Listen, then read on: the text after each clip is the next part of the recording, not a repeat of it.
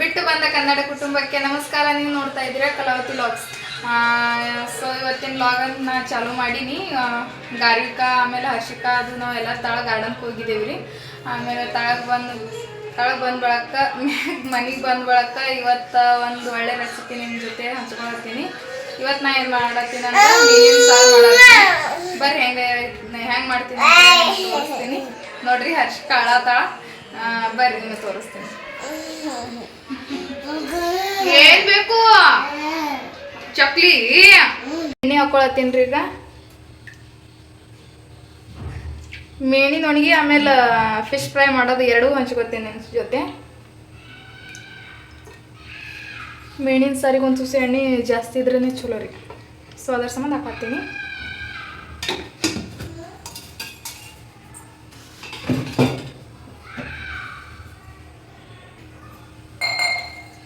ಎಣ್ಣೆ ಗರಂ ಆದ ಬಳಿಕ ಬೆಳ್ಳುಳ್ಳಿ ಹಾಕೊಳ್ತೀನಿ.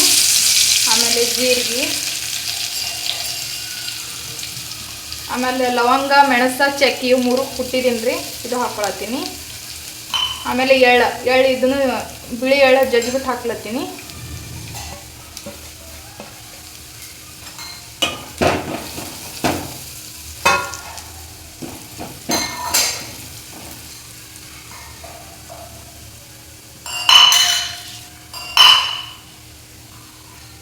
ಆಮೇಲೆ ಟಮಾಟೆ ಹಾಕತ್ತೀನಿ.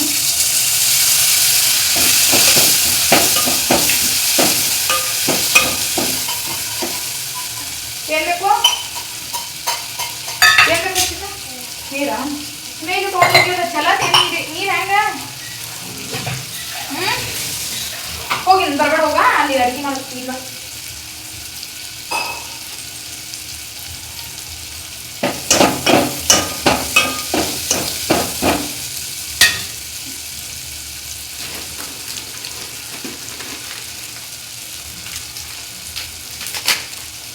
ಆಮೇಲೆ ಕೊಬ್ಬರಿ ಹಾಕೊಳತ್ತೀನಿ ರೀ.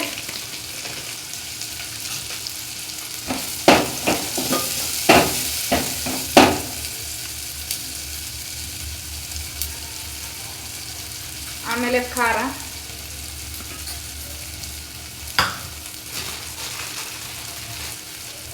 ಆಮೇಲೆ ಧನಿಯಾ ಪುಡಿ, ಆಮೇಲೆ ಗರಂ ಮಸಾಲ,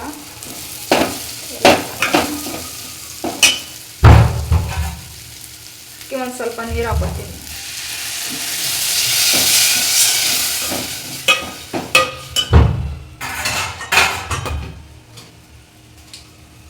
ನೀರು ಹಾಕಿ ಮೇಣ ಹಾಕೊಳತ್ತೀನಿ ರೀ. ಇದಕ್ಕೆ ಅರಿಶಿಣ ಒಂದು ಸ್ವಲ್ಪ ಒರೆಸಿಟ್ಟಿದ್ರಿ. ಸೊ ಇದಕ್ಕೆ ಮಿಕ್ಸಿ ಏನು ಅವಶ್ಯಕತೆ ಆಗ್ತಲ್ರಿ. ಮಿಕ್ಸರ್ ಇರಲಿಲ್ಲ ಅಂದ್ರೂ ಮಾಡ್ಕೊಂಡು ತಿನ್ಬೋದು.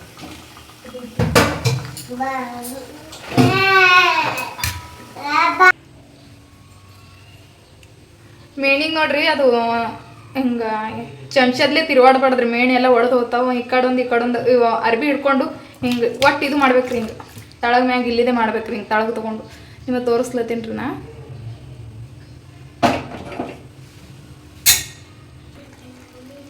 ನೋಡ್ರಿ ಈಗ ನೀರು ಹಾಕೊಳತ್ತೀನಿ.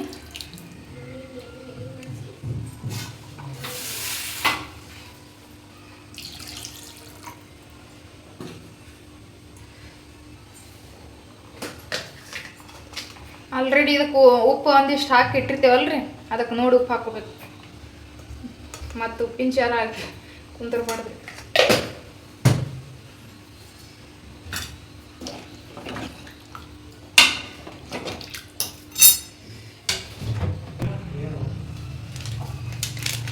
ಇದು ಫಿಶ್ ಫ್ರೈ ಮಸಾಲ ಹಾಕತ್ತೀನಿ ರೀ ಮ್ಯಾಗ.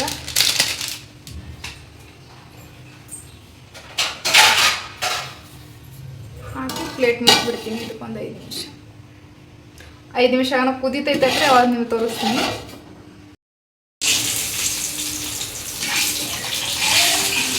ನೋಡ್ರಿ ಮೀನಿನ ಸಾರು ಹೆಂಗೆ ಬಂದೈತಿ.